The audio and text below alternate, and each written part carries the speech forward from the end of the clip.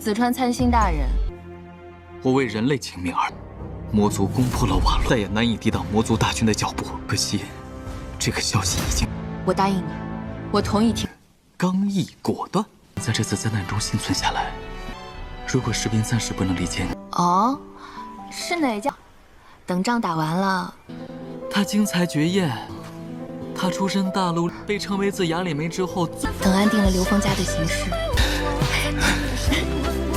哎，你这也太霸道了！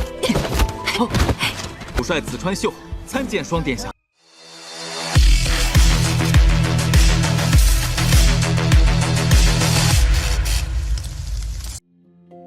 Halo semuanya, selamat datang di Ruang Sinema. Bagaimana kabar kalian semua? Semoga selalu sehat dan baik-baik saja. Pada hari ini kita akan melanjutkan series Donghua Fable River season kedua. Kita sudah membahas season pertamanya pada channel Ruang Film 2. Untuk tahu lebih lanjut tentang series ini, kita sarankan untuk nonton season pertamanya dulu. Kita akan sediakan link season pertama di playlist. Tanpa berlama-lama lagi, kita langsung saja membahas season kedua dari series ini pada episode 34. Masih di klan keluarga Jichuan, dataran provinsi Bita, di mana Suwangna sangat semangat menemui Xiu yang masih dia panggil sebagai Hasan. Bawahannya pun memperkenalkan Xiu sebagai perwakilan negosiasi dari keluarga Jichuan bernama Jan Hasan. Xiu memberikan hormat kepadanya. Sedangkan Suwang meminta Meng Na untuk keluar memeriksa matahari.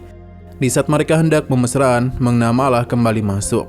Jadi Suwang memintanya untuk segera keluar dan melihat apakah bulan muncul. Namun Meng Na kembali mengganggu. Alhasil, Suwang meminta dia untuk menunggu kapan bintang keluar dan hitung total bintang tersebut.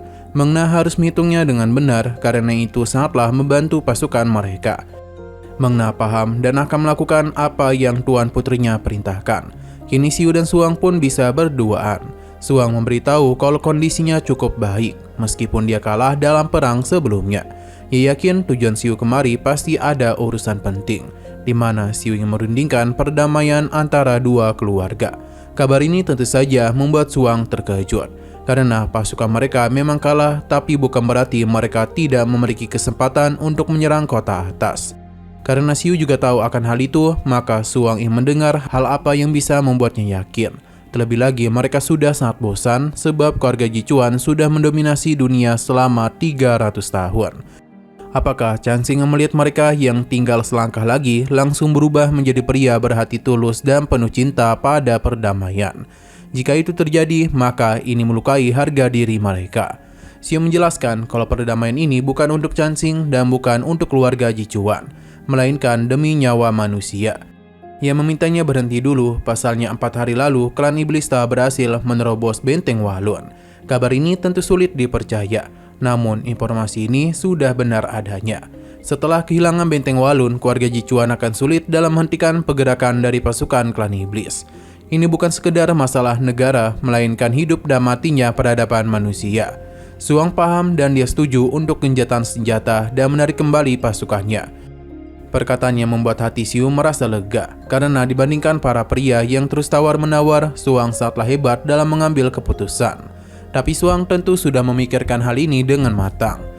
紫川参星大人，我为人类请命而魔族攻破了瓦洛，再也难以抵挡魔族大军的脚步。可惜，这个消息已经……我答应你，我同意听。刚毅果断。 Ia meminta untuk menyerahkan surat gencatan senjata. Xiu sudah menulis beberapa syarat, jadi ia ingin Suwang memeriksanya dulu. Tapi Suwang percaya kepadanya dan langsung menandatangani perjanjian tersebut. Ia pun mengajak Xiu untuk menemaninya jalan-jalan. Xiu paham dan menemaninya. Di saat mereka menikmati hembusan angin laut, Xiu menyadari kalau Suwang tengah memikirkan sesuatu, di mana dia itu tengah bingung bagaimana cara menjelaskannya kepada para prajurit. Pasalnya mereka sudah sampai sejauh ini. Xiu yakin kalau kelak para prajuritnya bisa memahami hal itu. Sekarang Suwang hanya sendirian, karena ayah dan pamannya sudah tiada. Kakak-kakaknya bahkan memilih untuk menyerah kepada keluarga Jichuan. Kini di keluarga Liu Feng hanya tinggal ia seorang yang memiliki tekad berjuang. Suwang sadar dengan pasukan kecilnya ia tidaklah mampu membasmi keluarga Jichuan.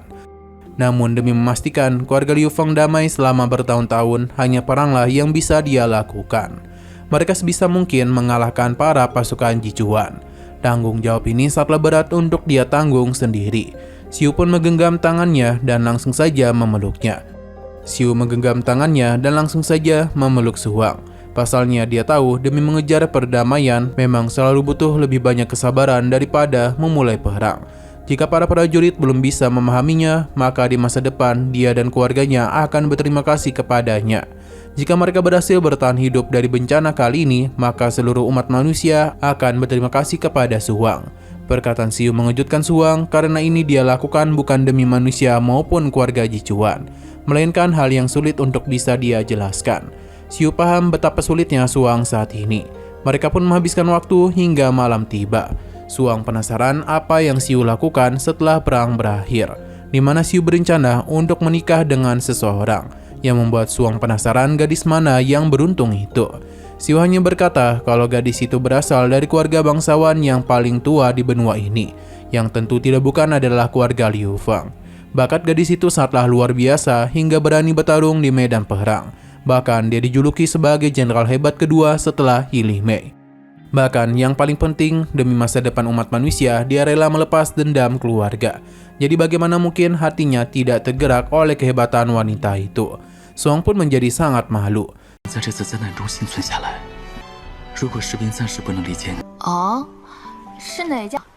等仗打完了，他经才绝艳，他出身大陆，被称为自雅里梅之后最。 Sebenarnya Xiu ingin melamar gadis ini, namun dia takut akan ditolak. Jadi menurut Suang bagaimana cara melamarnya? Suang yang malu juga bingung harus berkata apa, bahkan dia itu sempat salah tingkah. Berhubung Xiu mendesaknya, jadi Suang menyarankan dia untuk segera melamar gadis tersebut agar bisa tahu akankah dia terima atau tidak. Mendengar perkataannya, Xiu pun berlutut di depan Suang sambil memberikan lamaran kepadanya. Momen ini benar-benar membuat hati Suang senang. Suang setuju, tapi dia harus menstabilkan kondisi keluarga Liu Feng dan perdamaian antara dua keluarga. Setelah semua itu, Suang baru bisa berada di sisi Xiu. Mendengar hal itu membuat Xiu senang dan langsung saja memeluknya. Suang memberitahu kalau selain berperang ia tak bisa berbuat apa-apa, jadi Xiu harus menghidupinya. Bagi Xiu ini akan menjadi masalah karena ia juga tak bisa apa-apa, jadi mungkin kedepannya mereka akan mati kelaparan. Karena itu lebih baik mereka batal menikah saja. Tentu ini merupakan candaan dari Xiu yang mana Suang langsung saja menyerangnya karena perkataannya itu tidak boleh diucapkan. Suang pun berhasil menang darinya. Sedangkan Xiu memberitahu kalau ada satu hal yang selama ini dia sembunyikan. Ternyata Suang sudah tahu kalau namanya bukanlah Janasan karena nama itu tak cocok kepadanya. Dan begitu Xiu pun memberitahu kalau dia adalah komandan tertinggi pasukan Panji Hitam Jichuan Xiu. Ia pun memberikan hormat dan juga meminta maaf karena ketidaksopanannya. Suang tentu saja kaget karena pria yang dia cintai ternyata lawan di perang sebelumnya. 等安定了刘峰家的形势。哎，你这也太霸道了！主帅紫川秀参见双殿下。 Xiu pun agak panik karena takutnya pernikahan mereka akan batal. Namun Suang tidaklah berpikir seperti itu, karena ia tidaklah mempermasalahkan status Xiu sebagai keluarga Jichuan. Bahkan dia yakin tidak akan menyesal hingga akhir zaman sekalipun. Xiu merasa terharu dan ia juga berjanji tidak akan pernah melepaskan Suang meskipun air laut mengering. Suasana pun semakin memanas dan diakhiri dengan kokok-mengkokok. Setelah semua itu perpisahan pun dilakukan. Suang ingin apapun yang terjadi, Xiu harus menemui dirinya dalam kondisi hidup. Xiu berjanji seberapa sulit pun situasinya dia akan kembali dalam kondisi hidup untuk menemuinya. Xiu pun menaiki perahunya karena harus kembali ke pasukannya. Terlihat kalau Suang sangatlah sedih sebab harus kembali berpisah. Terlebih lagi dia itu sangatlah mengkhawatirkan kondisinya. Suang pun memeluk Xiu untuk terakhir kalinya. Dia berjanji jika Xiu tewas dalam perang, dia akan membalaskan dendamnya dan menghabisi seluruh klan iblis.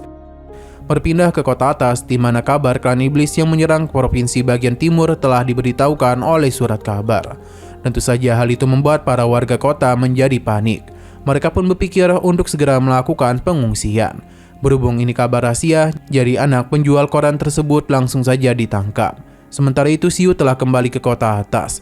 Chansing pun segera menjabat tangannya sebab dia tahu betapa buruknya kejadian di barat daya. Xiu meminta maaf karena sebelumnya dia bertindak sendirian dan membuat Chansing kerepotan dalam menyelesaikan masalahnya. Chansing tidak membahas hal itu dulu karena ada hal yang lebih penting dari semua itu. Terlihat kalau Xiu masih tidak menyukai Chansing. Di sini dia pun diberitahu kalau pasukan ke-6 klan iblis sudah mulai bergerak ke kota atas melalui arah barat.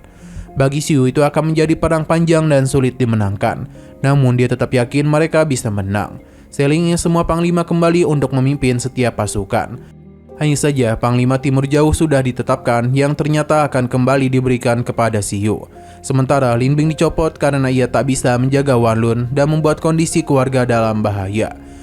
Sebenarnya Chansing tidak ingin melepaskan Xiu lagi, tapi kondisi sudah seperti ini. Apalagi Xiu lebih memahami Timur Jauh daripada siapapun. Xiu tentu saja menerima hal itu. Namun dia mengusulkan Ning agar menjadi panglima pasukan penjaga istana. 我认为这势必是 总长大人，如魔族的第6军团就是子传，是家族于如此。流尽最后一滴血。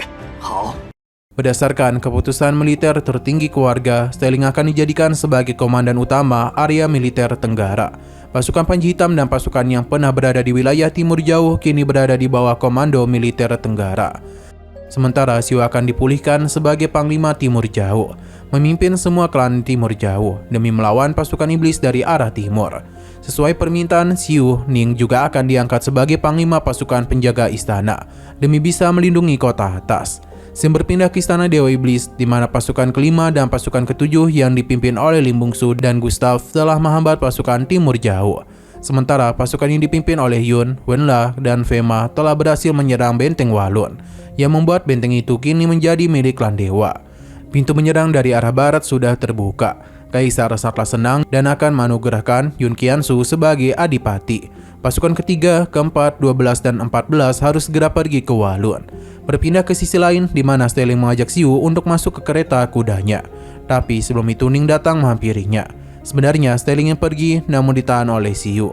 Di sini Ning ingin meminjam waktu agar ia bisa berbicara sesuatu kepada Xiu. Karena tidak yang mengganggu mereka, Stelling pun pergi. Ning mengajak Xiu untuk menemaninya jalan-jalan. 坐我的马车吧。得坐你的马车回去呢。秀通灵，宁小姐，我还有事。陪我走走好吗？ Ning merasa Xiu menempatkan dirinya menjadi panglima pasukan penjaga istana merupakan hal yang membuatnya terkejut. Karena ia harus memimpin para prajurit dan berperang. Ini sesuatu yang sulit, bahkan ia tak bisa berkuda dan pusing ketika melihat darah. Xiu menenangkannya karena menjadi seorang jenderal tentu tidak harus berkuda maupun membunuh. Dalam sejarah banyak jenderal bijak yang terkenal. Alasan mengapa Xiu memilihnya karena di dunia ini hanya sedikit orang yang bisa dia percayai. Termasuk ia dan juga direktur jenderal. Karena mereka yakin kepadanya, jadi seharusnya Ning tidak ragu lagi. Namun Ning ingin sebuah kejujuran. Jadi Xiu pun memberitahu kalau perang berisikan hal-hal yang aneh. Karena itu menyimpan begitu banyak peraturan dan penderitaan.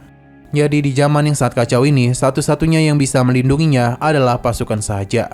Ning paham karena setelah Xiu pergi, ia tak bisa mengandalkan siapapun. Ning sangatlah sedih karena sepertinya mereka tak bisa kembali ke masa kecil lagi. Saat dimana Xiu berjanji akan selalu melindunginya. Namun Ning berusaha untuk tetap tegar dan berharap dalam perjalanan Xiu ke wilayah timur ia bisa menjaga diri dengan baik. Jika ia memang tak bisa menangani masalah itu, Ning memintanya untuk kembali. Karena kota atas akan selalu terbuka untuknya. Xiu paham dan memberikan salam perpisahan kepadanya. Ning merasa kalau Xiu benar-benar berbeda dari yang sebelumnya dia kenal. Oke, sekian dulu pada video kali ini. Untuk video selanjutnya. 一路东去。